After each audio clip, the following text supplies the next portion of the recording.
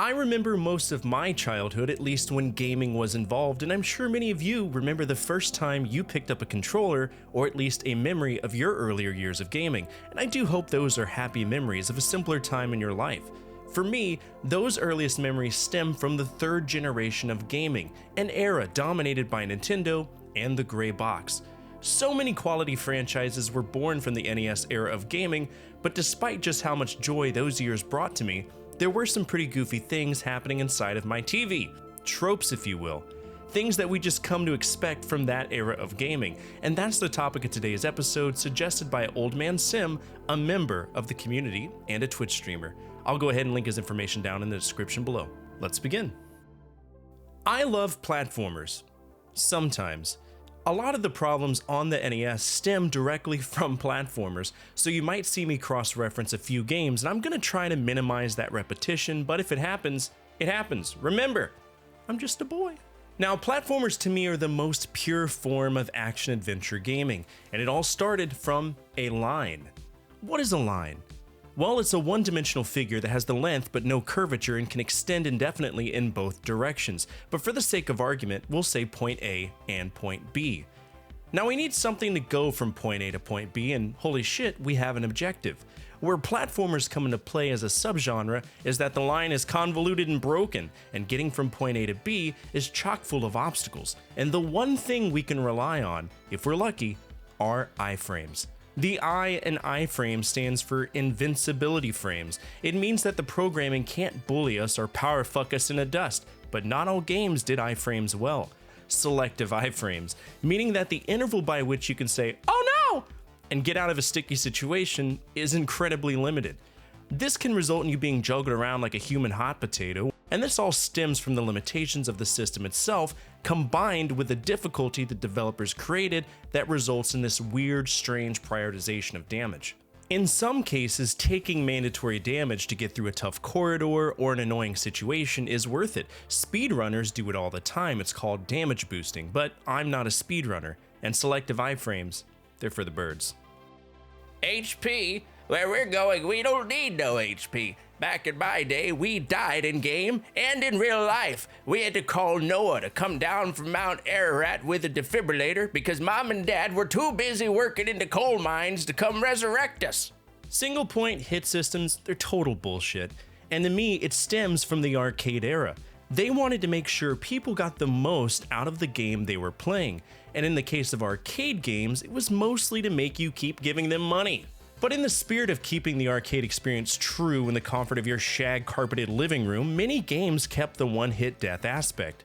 What does that mean? Well, it means if you make one teensy tiny mistake, or get hit in any capacity, you lose a life. The ones that come to mind are Solstice, Xevious, Contra, and Gradius. I feel that games that wanted you really to put time into them the ethical way offered you a chance at surviving or just, learning the game, but that's just my opinion. There has to be some level of difficulty in a game, and you might argue that Contra with HP would be off-putting. It would be wrong, right? And I tend to agree with you.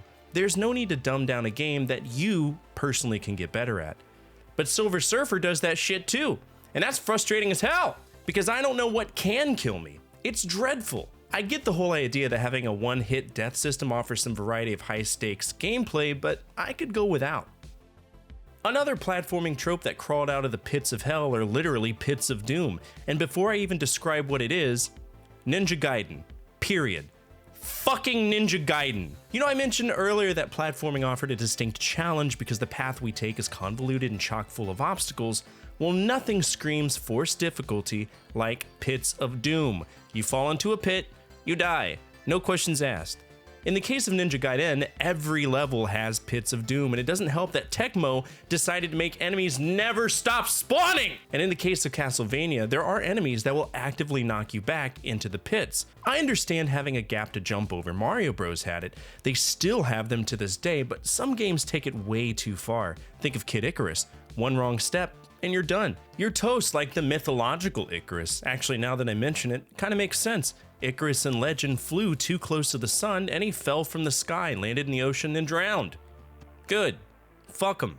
These pits are 100% inflated bullshit difficulty elements, and in combination with some other tropes you'll see on this list, they can be a fiend to contend with. You ever played, I don't know, Mega Man 2 and thought, whoa, this Bubble Lead power-up is dope. Gee, thanks, Bubble Man. I appreciate your contribution to my journey. I'm gonna abuse the hell out of them to find traps on the floor and decimate the enemies. Only to get to the end of the game and fight the final boss and realize, oh shit, none of my weapons are working, and the one you need is out of ammo. Congrats, you have now softlocked the game. Now you have to lose a life, or restart the stage somehow and learn from your mistakes. Softlocks are almost always a design oversight from the developers, and there are quite a few games that can and will softlock you.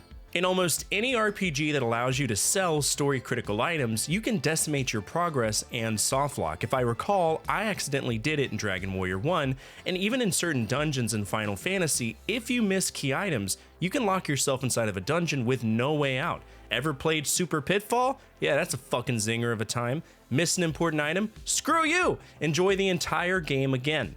The only way to really make sure you miss out on softlocks during the NES era is to be prepared. You don't want to be stuck in Metroid because you don't have the missiles you need to open a missile door.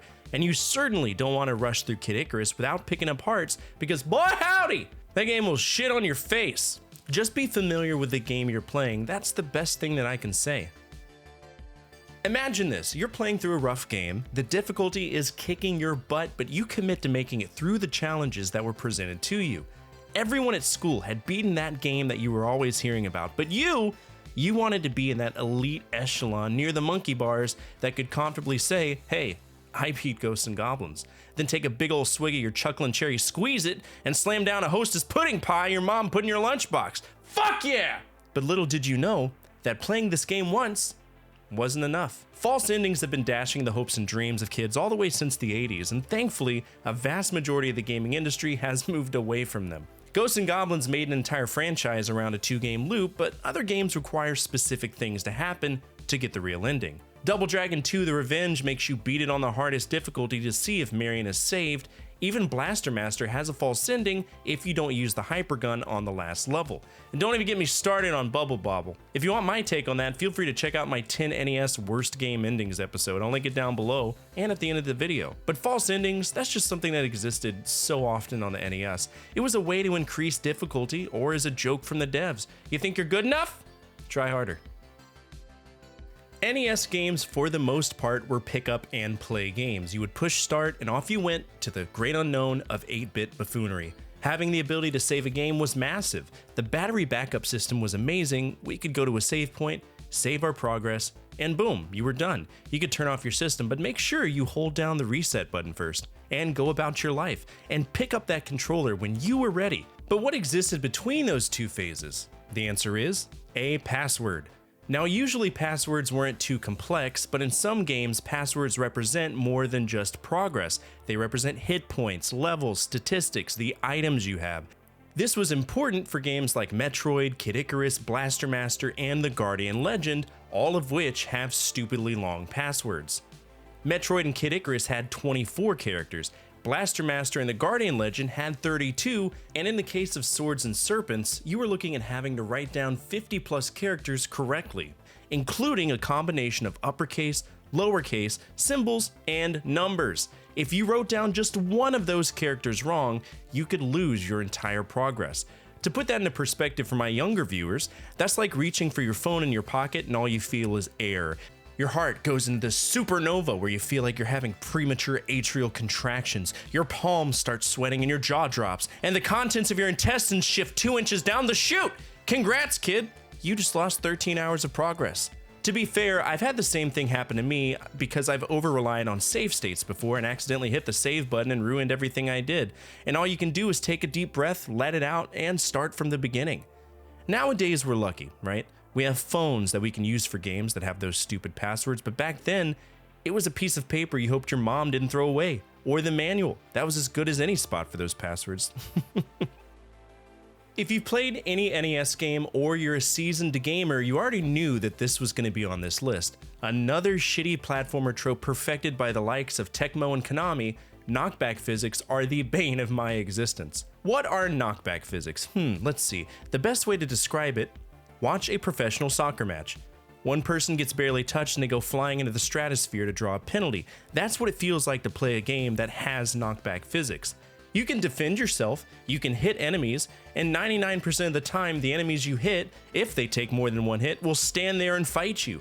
But God forbid they touch you, you get launched away from them. And in the case of Ninja Gaiden or Castlevania, this usually means you're gonna die. Why?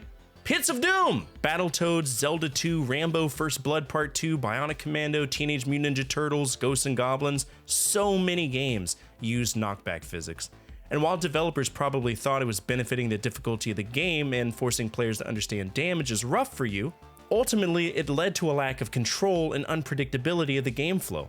Nothing is more frustrating than a game that has limited iframes with pits of doom in every comprehensible direction while you're being batted back and forth between two enemies. It's like the worst case scenario for a video game. There are tons of games on the NES and only so many different stories that can be told 50 different ways. I'm not much of an author, but anyone who loves to read might know about Christopher Booker's 7 Basic Plots. Have you heard of them? If you haven't, I'll lay them out right now. Number 1. Overcoming the monster, like we see in Castlevania, Metroid, Mega Man 2, or even The Legend of Zelda. Rags to Riches. Final Fantasy, Punch-Out, Dragon Warrior, guess what? The Legend of Zelda. Number 3. The Quest, literally all RPGs. Number 4. Voyage and Return, like we see in Super Mario Bros. 2. Star Tropics, Kirby's Adventure, or even Metroid. 5. Comedy, which isn't used as often but can be found in Adventure Island, Wario's Woods, Maniac Mansion is a good one, or even Chippendale. Number 6. The Tragedy, Ninja Gaiden, Faxanadu, Golgo 13, Top Secret Episode, or even Rygar. And finally, 7. The Rebirth, which we find in Metroid, The Legend of Zelda, Castlevania 2, Crystalis, or even Blaster Master. Now that you know the 7 basic plots, you know the absurdity of the jackass of all trades, the one person capable of solving the universe's problem, or the universe by which the game takes place. I giggle like a schoolgirl every time I think about just how one person, in the span of like less than a day, if the game is less than 24 hours long, manages to completely uproot the buffoonery of the environment that surrounds them. It's a classic way of making a game, and we ate it up, and in some ways, we still do. You know, between me and you, I've been considering writing a science fiction novel. I should do that. After all, I started writing the framework of it in the 5th grade. Maybe it'd be nice to go back and explore that. Should I? It's your call. You're the folks who listen to my videos every day. It's in your hands. No pressure. Speaking of pressure, you know the thing you need to do? Do it. Get up and do it, because if you don't, you'll lose a life. Oh, and by the way, I'm gonna put up a timer up there to remind you that you need to do the thing, but also at the same time, don't die to anything else. But no, you have a limited time to do the thing. No pressure at all. Okay, maybe a little pressure, but no pressure. Go do the thing. Get up, go, do the thing. Time pressure is one of the most passive-aggressive things you can do as a video game developer, especially on the NES. To be honest, most games that had timers didn't really need them. They were just there to force the player to constantly be moving. And some games had timers that didn't even tell time. Instead, they made your life the timer. For example, Adventure Island and Dragon Power. You know the localization of Dragon Ball Shenron no Nazo on the Famicom? Yeah, that exists. Both of these games have this stupid decaying health thing that doubles as time pressure, but I honestly can't think of a game where a timer would be relevant at all. I didn't care about scores in the Mario games or Ghosts and Goblins or really any game that has a stage timer, and the only time to me a stage timer is relevant is when it's used as plot, right? Like in Metroid or Street Fighter 2010 to name a few. It's just passive aggressive as hell. We've talked about so many tropes in this short video, and none of them come remotely close to pissing me off as much as infinitely spawning enemies. Another thing that can turn a great platformer into a massive fucking chore. It's like the programmers sat there and thought, hey man, this game isn't really annoying enough. Let's crank that knob up a little bit. Well, the knob goes from 1 to 10. What do you want it to be? 50! Put it at 50! Ninja Gaiden, Mega Man, Gauntlet, Ghosts and Goblins, they all did this, but there's something particularly anal probing about Ninja Gaiden's enemies. You can be in a really bad situation stuck on the side of a cliff because of some bullshit knockback, and you can just sit and watch as cheetahs come running off the cliff non-stop because Tecmo is full of bored gigachodes that want you to suffer. You might say, well, the developers wanted you to keep moving. Yeah? Well, fuck them. I'll stay right here as long as I want. Unless, of course, there's a time pressure, which of course there is! Why wouldn't there be? And that's it for today's episode. What did you think of this list? Are there any tropes that you feel I missed from this generation of gaming? Feel free to tell us down below. This is one of the topics where we can kick back and laugh about the things we went through in our youth to just have a good time. And with as epic as this community is, I know that there will be some great conversation points. Speaking of our community, if you made it to the end of this episode, you're already home in our community. We're a gathering of video game enthusiasts who love remembering a time when life was just a little bit easier to live. And if you align with that, feel free to subscribe. Finally, the single most important thing you can do for me is to hit that thumbs up button, as it directly aligns with the visibility of the videos and the projects that I work on every single day. As always, from my family to your family, good energy, good vibes. Fortefyre out.